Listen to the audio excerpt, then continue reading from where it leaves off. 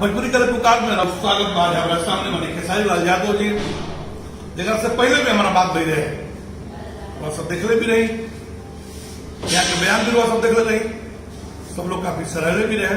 ये कुछ चीज बताई, आज कुछ भोजपुरी में चर्चा कर ली हमने का आपस में होगा सबके साथ, और और एक बात समाज में ज्यादा आज भोजपुरी गीत का चोरी चुनर तक की सिमट करेंगे।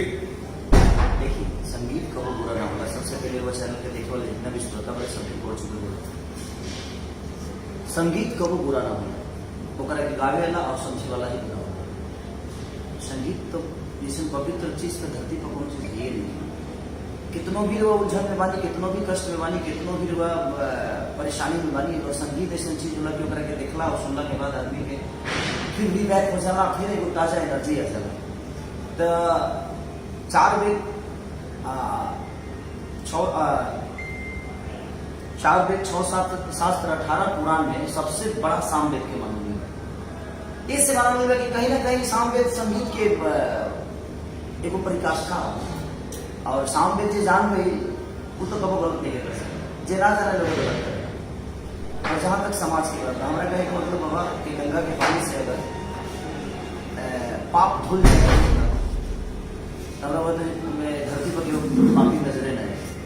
हमने के मन के अंदर जो गंदगी वो करे तो पहले क्लियर कर जरूरी ना। गंगा के पानी से, और चाहे दुनिया के कोनो पानी से, कोनो पवित्र पानी से मैल साफ हो सकता है, लेकिन आत्मा के साथ करे खातिर वो खुद के साथ करे और खुद के विचारधारा के बदले के पड़े।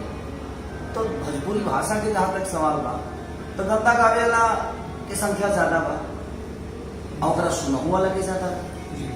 कि अगर वो सुनल बंद कर देगा, फाटल है पैंट बेचाई बंद हो जाए, तो कल से किनाई बंद हो जाए, कल से बनावल बंद हो जाए।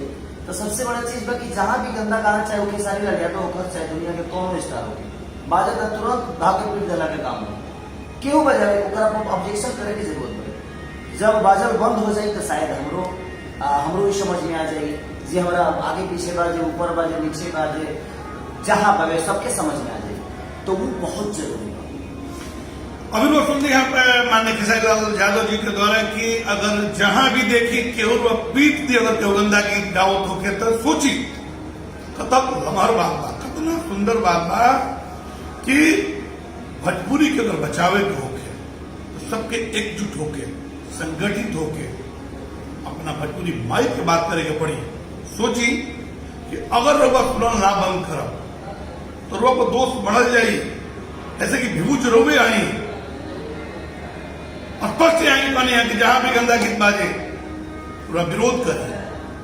अगर विरोध करब तो काल बाजल बंद हो जाए। कुछ चीज पता हो जाए कि ऐसा हमने नहीं जा कर सकत, ऐसा गीत समाज में दिहल जाओ जौना गीत से एगो नया समाज के परिकल्पना होके, अब कोनो बबुआ कोनो बहिन कलम निकाल के लिखे कि ये हमारा भोजपुरी है, एकरा के सुनब जा तो कोनो बीमारी भी दूर हो सकेला, मस्तिष्क में जौन वो ज्वार भाटा पैदा होला ये बंद हो सकेला।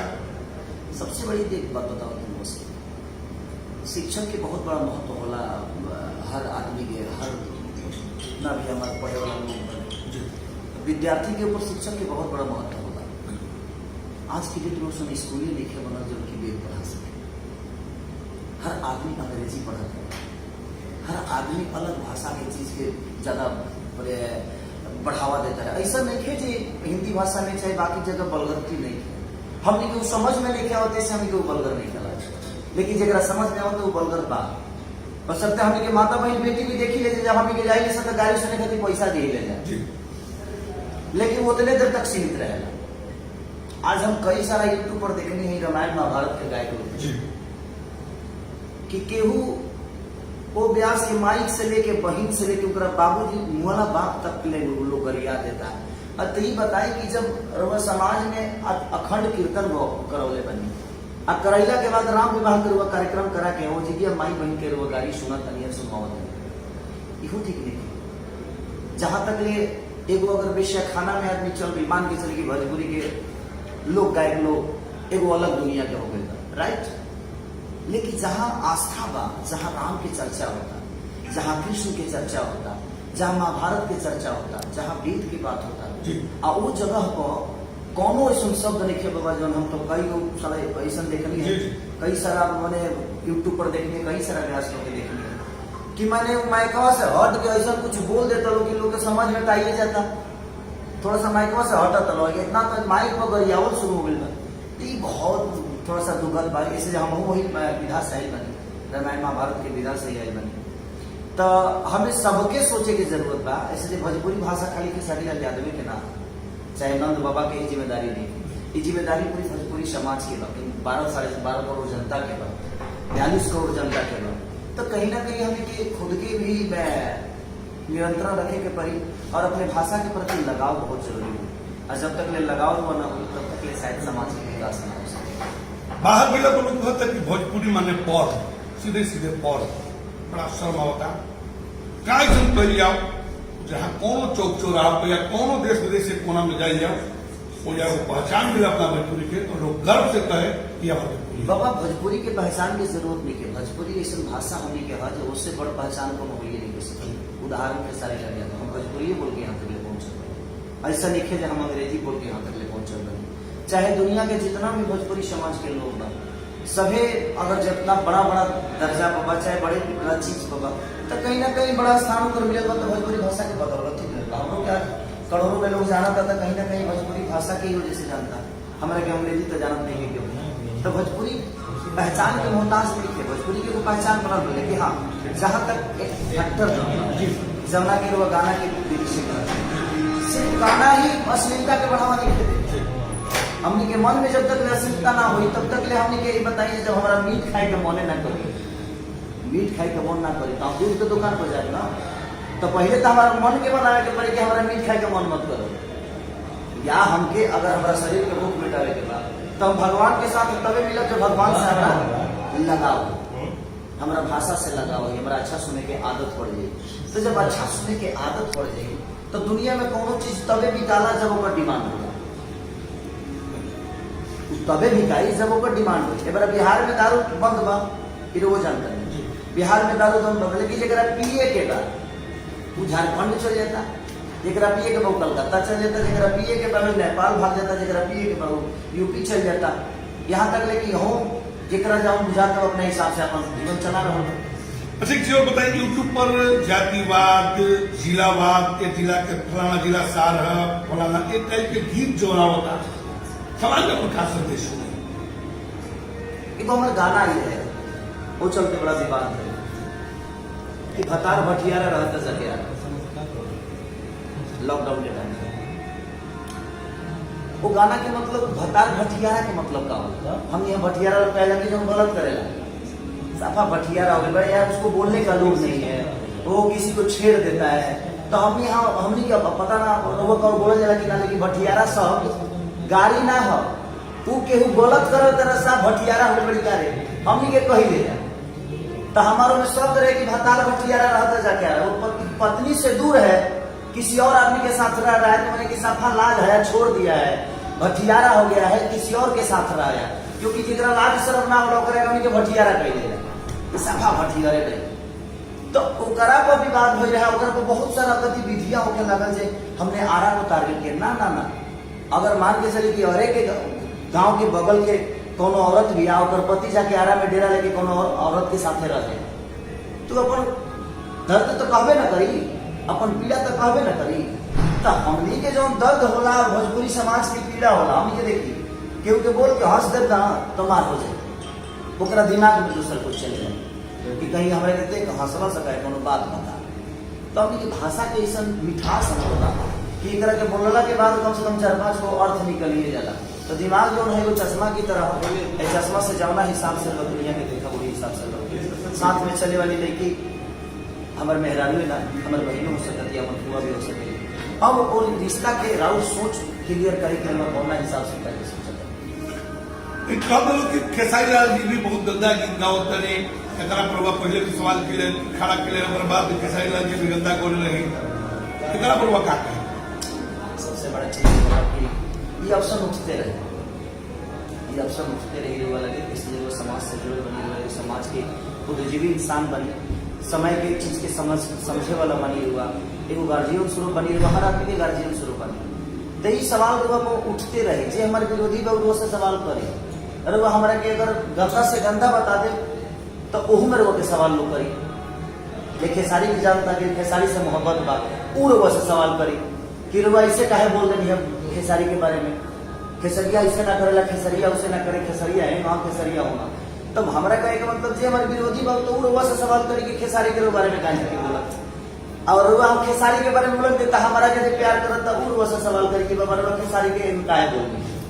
तो ये देखिए उतराव चढ़ाव चीज होत रहेगा, लेकिन हमने के समाज की जहाँ बात आवे हमें हमारा हिसाब से दुनिया के एक होके और अपना समाज के एक होके अगर बहुत चीज के बाहर श्रोता समाज से आग्रह करी, राइटर से भी आग्रह करी और गायक लोग से भी आग्रह करी अपना भोजपुरी के बारे में, भोजपुरी क्वेश्चन होगी कि चाहिए, भोजपुरी में क्या सुधार होगी। देखिए अगर भोजपुरी में हमारा माई समझ में आवती है, बहन समझ में आवती है तो हमारे लोगों की समझाने की जरूरत है।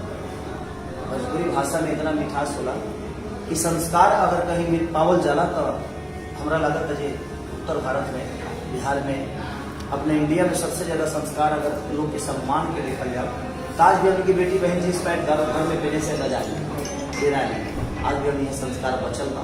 और ये सबसे बड़ा उदाहरण बा हमने की मिट्टी की खुशबू, क्योंकि हमने मिट्टी की खुशबू ही ऐसा होला कि लोग लाज और हया और शर्म के साथ हमेशा अपने आप के जीवन चलौले बा। लेकिन ठीक बा एडवांस दुनिया में सबका में जिए के बा, बट संस्कार से और अपने माँ बाप की सेवा से कबो पीछे मत हटी, और वो माँ बाप जो गईले बा ओकरा के जरूर याद करी, शायद जीवन में हो गलत। अभी सुननी है माननीय खेसारी लाल यादव जी से कि माई के याद करके माई के सुधारे की पड़ी, अब भी अपना माई बाप के समझियो करा के संस्कृति के बात ना समझाने की पड़ी। तो तमाम लोगों से आग्रह कर कि जे भी अपना भोजपुरी माई से प्यार कर दो के, जे भी अपना भोजपुरिया से प्यार कर दो के, कहीं भी गंदा गीत बात हो के, कोनो जाति, कोनो धर्म, कोनो समुदाय के गायक होकर अगर गलत होके तो विरोध करी, बढ़िया होके बढ़ावा दी, जातिवाद के समाप्त करी, जिलावाद के समाप्त करी, गाली गलौज समाप्त करी। यूट्यूब को भी जो गाली गलौज चलता उससे संस्कार खराब होता, छोट छोट का गाली लिखता। सोचिए आज आ वाला कल में क्या करी हम, अब तमाम लोगों से कर करें भोजपुरी के बचाव का एकजुट होकर लागल जाओ, भोजपुरी के बचाओ जाओ, भोजपुरी के 8वें सूची पहुंचाओ जाओ। जाते जाते कोई छोटा सा सवाल कर रहा हूँ भाई खेसारी लाल यादव जी से, आज यूट्यूब पर देखा तो एक दूसरा की गाली देता हूं, ये कहां से पनपता? मैं रोड पर चलत होता, रोड पर फॉर्च्यूनर चले, तरापे चले, ट्रैक्टरों चले, हाथों साइकिल चले, वो साइकिलों को लोग बदलावे, कितना लोग पी के गिरी हुए, 100 में से 2 आदमी पी के रोडवा पर गिरल, ओकरा खातिर यूट्यूब गुनाहगार नहीं है, चाहे जनता गुनाहगार नहीं है। तो कुछ अलग प्रकृति के लोग बाजे, अलग दुनिया से आएगा, ओकरा फेसबुक पर अपन पहचान बनावे के बाद, केहू के गरियाइये के पहचान बनावे के बाद, केहू के उनका बोलिए के पहचान बनावे के बाद, ओकरा के लोग कबो रोकिए ना पाए, और रुके वाला नहीं थे। ऐसे जो संस्कार ही इंसान बना, ओकरा के लोग कैसे रोको? जब ओकरा इतना बुझाते नहीं कि हम किसी के माँ को गाली दे रहे हैं, किसी के बहन को गाली दे रहे हैं, किसी के सम्मान को ठेस पहुंचा रहे हैं, तो जो अपने माँ बाप का सम्मान करता होगा वही ना किसी के माँ बाप का सम्मान करेगा। तो आप उससे सम्मान का बिल्कुल इच्छा मत रखिए जो मुझे मेरा सम्मान करेगा। एक छोटा सा अपील, उनसे कम भैया अपना संस्कार। अच्छा मैं किसको अपील करूँ? बस सबको। देखिए हम खेसारी लाल यादव सबके अपील करते हैं कि संस्कार जे भी गाली देते हो कम से कम के बंद कर जाओ, और वह जितने मना करे वो तने दी ठीक आदत में बा। देखिए आदत में बात कि हम का दुनिया में रोज जितना करके मना करब ना ओकरा बुझाई जाए अब ओकरा लागत हमरा ना लागे, हम जीवन में आज रिएक्ट कइबे ना करेंगे, हम ना करेंगे। तरह गरिया अगर उसको ये लगता है कि खेसारी को गाली दे देने से उसको खुशी मिल रही है तो बाबा उसको हक दे भाई तो गाली, मुझे कोई दिक्कत नहीं है। बट एक बार अपनी माँ को भी देखते, तुम्हारी भी माँ है, मेरी भी माँ है, और पब्लिकली आप किसी को बेइज्जत करते हो, किसी की माँ को गाली देते हो, चुप है वो आदमी, इसका मतलब ये नहीं कि वो कम चुप है। ठीक है मैं चुप हूँ, यही काम अगर किसी और के साथ करोगे तो आपका व्यवस्था कर देंगे। तो मैं इसीलिए मैं सोचता हूँ कि मैं कितने लोगों का जवाब दूंगा बताइए।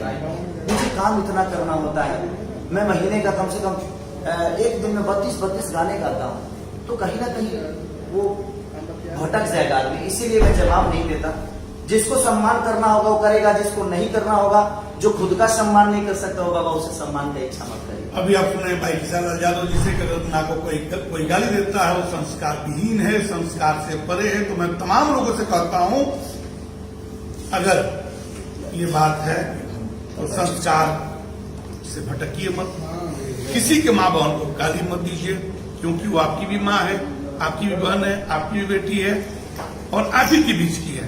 तो मैं तमाम लोगों से आग्रह करता हूं कि संस्कार के बीच रहिए, संस्कार को बचाइए, संस्कार विहीन मत बनिए, अपने भोजपुरी को बचाइए, भोजपुरी को 8वीं सूची बचाइए। सबको प्रणाम।